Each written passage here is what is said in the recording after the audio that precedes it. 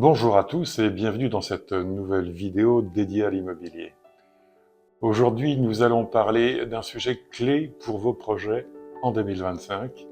Nous allons parler de l'état du marché immobilier. Que vous soyez vendeur, que vous soyez futur acquéreur, comprendre les tendances d'un marché, c'est un élément primordial pour la réussite de votre projet. Alors restez avec moi jusqu'au bout pour avoir toutes les informations d'une manière globale en France, mais aussi plus particulièrement à l'Île-sur-la-Sarthe.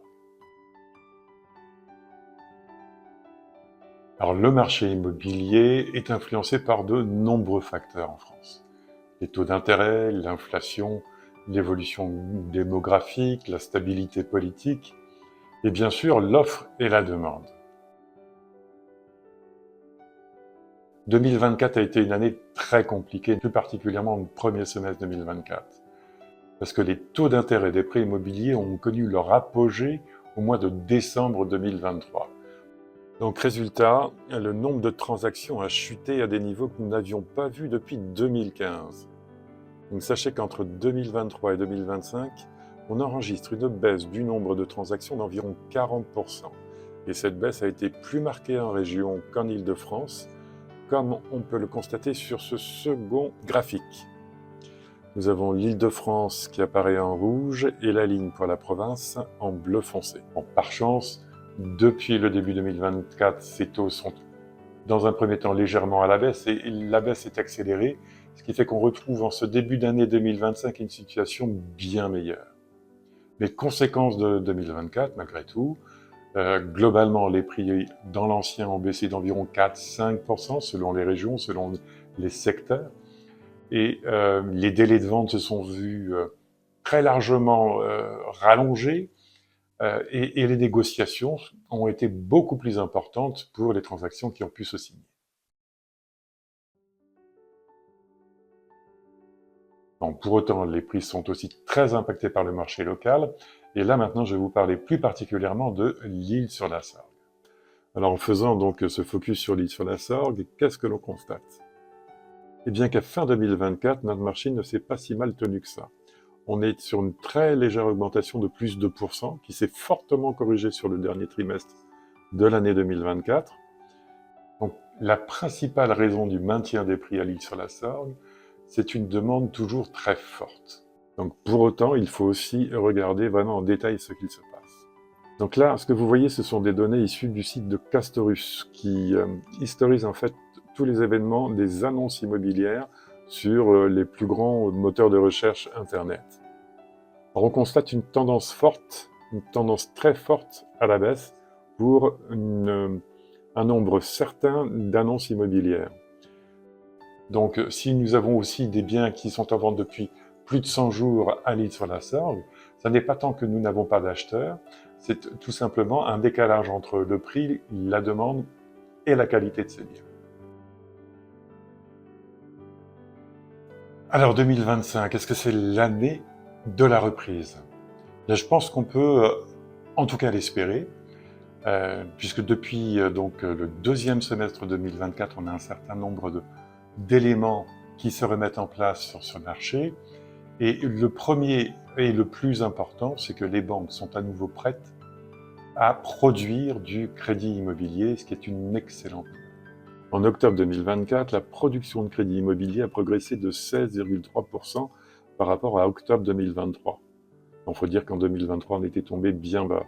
Alors donc, bien que le marché n'ait pas encore retrouvé ses niveaux antérieurs, la reprise se poursuit avec une diminution de la production de crédit de 7,5% sur 12 mois, quand on était à la même époque à moins 44%. On retrouve là d'ailleurs les moins 40% du nombre de transactions que je vous présentais au début de cette vidéo.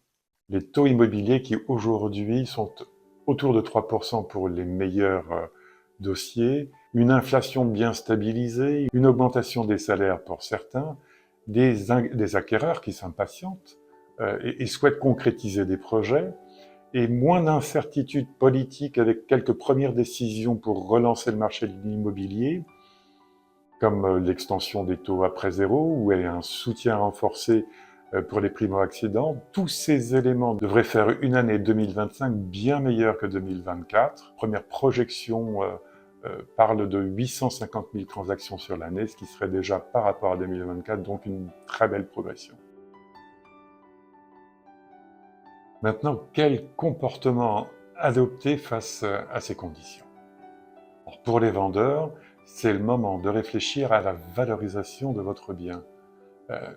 Sur un marché qui est encore fragile, où certains prix vont continuer de baisser, comme je vous l'ai montré, vous devrez fixer un prix réaliste et adapté à la concurrence pour éviter que votre bien ne reste trop longtemps à la vente. Pourquoi aussi ne pas prendre le temps de réfléchir à une bonne stratégie, peut-être réaliser quelques travaux de présentation? Alors pour les acheteurs, le contexte actuel peut présenter des belles opportunités, mais aussi de sacrés défis. Avec des taux d'intérêt qui évoluent rapidement, il est crucial pour vous, acquéreurs, de faire et de bien préparer votre budget, de le faire évoluer dans le temps. Si vous mettez 15 jours, 3 semaines, 1 mois, vérifiez que ces taux n'aient pas encore évolué pour vraiment être certain de pouvoir vous positionner sur de bonnes affaires qui peuvent se présenter. Il va falloir aussi être à l'affût de ces bonnes affaires et savoir réagir rapidement. Bon, malgré tout, prenez le temps de comparer les biens et de vous projeter dans l'avenir, d'essayer d'imaginer aussi le potentiel de valorisation d'un bien sur lequel vous souhaiteriez vous positionner. Donc, quel que soit votre projet, entourez-vous des bonnes personnes. Un conseiller immobilier, un courtier pour le financement et pourquoi pas un expert local comme moi pour vous guider. Alors n'hésitez pas à poser vos questions dans les commentaires ou à me contacter directement si vous souhaitez des informations sur votre situation particulière.